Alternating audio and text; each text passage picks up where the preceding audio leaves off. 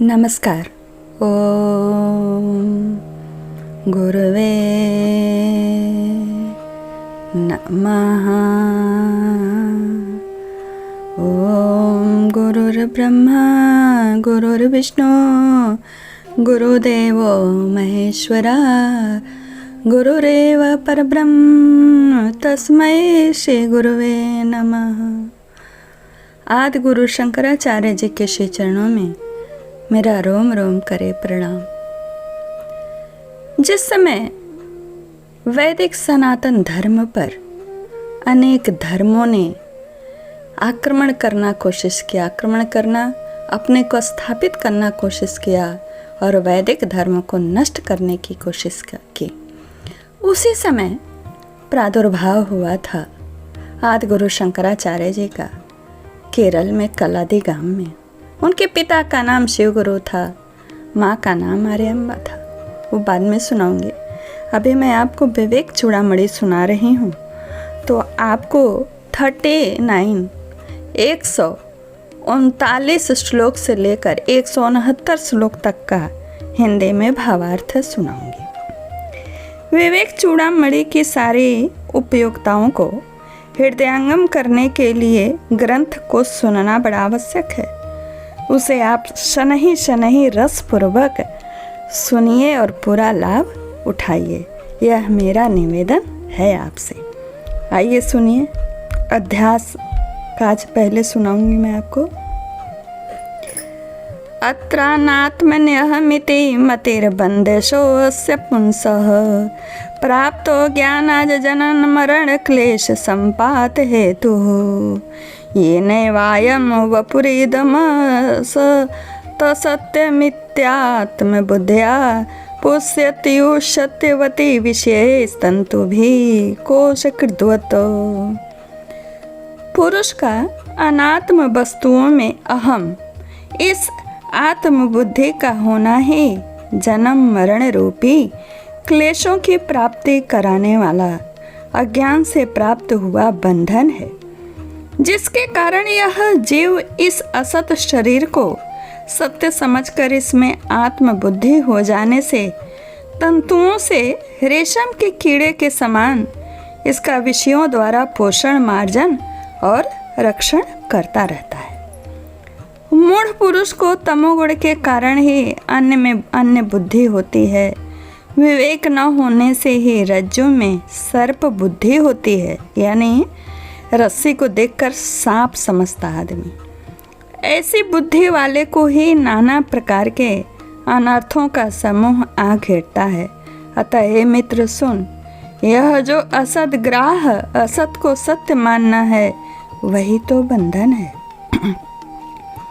अखंड नित्य और अद्वय बोध शक्ति से स्फुरित होते हुए अखंड ऐश्वर्य संपन्न आत्म तत्व को यह तमोमयी आवरण शक्ति इस प्रकार ढक लेती है जैसे सूर्य मंडल को राहु। अति निर्मल तेजो में आत्म तत्व के तिरोभूत यानी अदृश्य होने पर पुरुष अनात्म देह को ही मोह से मैं हूँ ऐसा मानने लगता है। तब रजोगुण की विक्षेप नाम वाली अति प्रबल शक्ति काम, क्रोध आदि अपने बंधनकारी गुणों से इसको व्यथित करने लगती है। तब यह नाना प्रकार की नीच गतियों वाला कुमति जीव विषय रूपी विष से भरे हुए इस अपार संसार समुद्र में डूबता उछलता महामोह रूप ग्राह के पंजे में पड़कर आत्मज्ञान के नष्ट हो जाने से बुद्धि के गुणों का अभिमानी होकर उसकी नाना अवस्थाओं का अभिनय यानी नाटक करता हुआ खुद भ्रमित रहता है।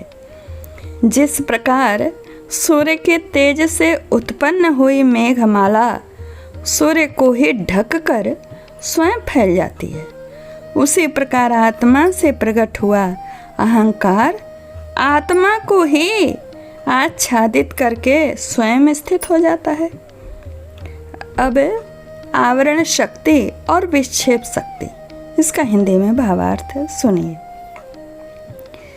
जिस प्रकार किसी दुर्दिन में जैसे जिस दिन आंधी मेघ आदि का विशेष उत्पात हो, सघन मेघों यानी एकदम घने मेघों के द्वारा सूर्यदेव के आच्छादित होने पर यानी ढके होने पर अति भयंकर और ठंडी ठंडी आंधी सबको जैसे खिन्न कर देती है, उसी प्रकार बुद्धि के निरंतर तमोगुण से आवृत होने पर मूढ़ पुरुष को विक्षेप शक्ति नाना प्रकार के दुखों से संतप्त करती है। इन दोनों शक्तियों से ही पुरुष को बंधन की प्राप्ति होती। कौन दोनों शक्तियों? आवरण और विक्षेप। और इन्हीं से मोहित होकर यह देह को आत्मा मानकर संसार चक्र में भ्रमता रहता है। आइए बंध निरूपण का हिंदी में भावार्थ सुनिए। संसार रूपी वृक्ष का बीज अज्ञान है, देहात में बुद्धि उसका अंकुर है, राग पत्ते हैं, कर्म जल है, शरीर स्तंभ है यानी तना है, प्राण शाखाएं हैं, इंद्रियां उप शाखाएं हैं, विषय पुष्प है और नाना प्रकार के कर्मों से उत्पन्न हुआ दुख ही तो फल है तथा जीव रूपी पक्षी ही इनका भोगता है। यह अज्ञान जनित अनात्म बंधन स्वाभाविक तथा अनादि और अनंत कहा गया है। यही जीव के जन्म, मरण, व्याधि और जरा, वृद्धावस्था आदि दुखों का प्रभाव उत्पन्न कर देता है। अब आत्म अनात्म विवेक का हिंदी में भावार्थ सुनिए। यह बंधन विधाता की विशुद्ध कृपा से प्राप्त हुए विवेक विज्ञान रूप शुभ्र और मंजुल महाखड़क के बिना और किसी अस्त्र शस्त्र, वायु, अग्नि अथवा करोड़ों कर्म कलापों से भी नहीं काटा जा सकता है। जिसका श्रुति प्रमाण में दृढ़ निश्चय होता है, उसी की स्वधर्म में निष्ठा होती है और उसी से उसकी चित्त शुद्धि होती है और उसका चित्त शुद्ध होता है, उसी को तो परमात्मा का ज्ञान होता है और इस ज्ञान से ही संसार रूपी वृक्ष का समूल नाश होता है। अन्न में यदि 5 कोशों से आवृत हुआ आत्मा अपने ही शक्ति से उत्पन्न हुए शिवाल पटल से ढके हुए वापी के जल की भांति नहीं भासता है। जिस प्रकार उस शिवाल के पूर्णतया दूर हो जाने पर यानी ढके हुए आवरण को दूर हो जाने पर मनुष्यों के तृषा रूपी ताप को दूर करने वाला तथा उन्हें तत्काल ही परम सुख प्रदान करने वाला जल स्पष्ट प्रतीत होने लगता है, उसी प्रकार 5 कोशों का अपवाद करने पर यह शुद्ध नित्यानंदैक रस स्वरूप अंतर्यामी स्वयं प्रकाश परमात्मा भासने लगते हैं। जैसे ही माया का आवरण निवृत्त होता है उस जल ढके हुए जल के आवरण के हटने के समान। बंधन की निवृत्ति के लिए विद्वान को आत्मा और अनात्मा का विवेक करना चाहिए। उसी से अपने आप को सच्चिदानंद रूप जानकर वह आनंदित हो जाता है। जो पुरुष अपने असंग और अक्रिय प्रत्यगात्मा को मूंज में से सींक के समान दृश्य वर्ग से पृथक करके तथा सबका उसी में लय करके आत्म भाव में स्थित रहता है, वही मुक्त है। ध्यान से सुनिएगा, रस ले ले। अन्नमय कोश, अब इसका हिंदी में भावार्थ सुनिए। अन्न से उत्पन्न हुआ यह देह ही अन्नमय कोश है। जो अन्न से ही जीता है उसके बिना नष्ट हो जाता है। यह त्वचा, चर्म, मांस, रुधिर, अस्थि और मल आदि समूह स्वयं नित्य शुद्ध आत्मा नहीं हो सकता। यह जन्म से पूर्व और मृत्यु के पश्चात भी नहीं रहता। क्षण में जन्म लेता है, क्षणिक गुण वाला है और अस्थिर स्वभाव है तथा अनेक तत्वों का संघात जड़ और घट के समान दृश्य है। फिर यह भाव विकारों का जानने वाला अपना आत्मा कैसे हो सकता है? अब समझा रहे हैं, कैसे समझाएंगे ये देखिए, सुनिए। यह हाथ पैर वाला शरीर आत्मा तो नहीं हो सकता। क्यों? क्योंकि उसके अंग भंग होने पर भी अपनी शक्ति का नाश न होने के कारण पुरुष तो जीवित रहता है, यानी मनुष्य। इसके सिवा जो शरीर स्वयं शासित है वह शासक आत्मा कभी नहीं हो सकता, यानी यह शरीर आत्मा नहीं हो सकता। देह उसके धर्म, उसके कर्म तथा उसकी अवस्थाओं के साक्षी, आत्मा ही उससे पृथकता स्वयं ही स्वतः ही सिद्ध है। हड्डियों का समूह, मांस से लिथड़ा हुआ और मल से भरा हुआ यह अति कुत्सित देह अपने से भिन्न, अपना जानने वाला स्वयं ही कैसे हो सकता है?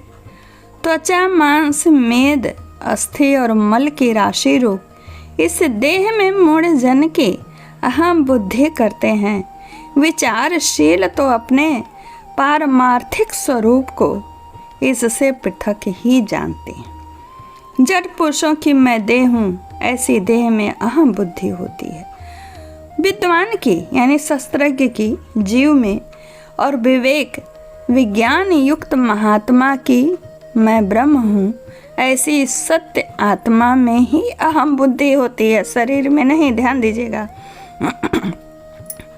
अरे मूर्ख कहते हैं संबोधन करके, अरे मूर्ख, इस त्वचा, मांस, मेद, अस्थि और मल आदि के समूह में आत्म बुद्धि छोड़ और सर्वात्मा निर्विकल्प ब्रह्म में ही आत्मभाव करके परम शांति का भोग कर। जब तक विद्वान असत देह और इंद्रिय आदि में भ्रम से उत्पन्न हुई अहंता को नहीं त्यागता, तब तक वह वेदांत सिद्धांतों का पारदर्शी क्यों न हो, उसके मोक्ष की कोई बात ही नहीं है। छाया, प्रतिबिंब, स्वप्न और मन में कल्पित किए हुए शरीर में जिस प्रकार तेरी कभी आत्म बुद्धि नहीं होती, उसी प्रकार जीवित शरीर में भी कभी न होनी चाहिए। क्योंकि देहात्म बुद्धि ही असद बुद्धि मनुष्यों को जन्म आदि दुखों की उत्पत्ति का कारण है। अतः उसे तू प्रयत्न पूर्वक छोड़ दे। उस बुद्धि के छूट जाने पर फिर पुनर्जन्म की कोई आशंका नहीं रहेगी। अब प्राणमय कोश का हिंदी में भावार्थ सुनिए। 5 कर्मेंद्रियों से युक्त यह प्राण ही प्राणमय कोश कहलाता है। जिससे युक्त यह अन्नमय कोश अन्न से तृप्त होकर समस्त कर्मों में प्रवृत्त होता है। प्राणमय कोश भी आत्मा नहीं है, क्योंकि यह वायु का विकार है। कहते हैं ना आप लोग, प्राणाय स्वाहा, व्यानाय स्वाहा, समानाय स्वाहा, उदानाय स्वाहा, कहते हैं ना आहुति डालते समय, वही बता रहे हैं। ये वायु के समान ही यह बाहर भीतर जाने आने वाला है और नित्य पर तंत्र है। यह कभी अपना इष्ट अनिष्ट, अपना पराया कुछ भी नहीं जानता।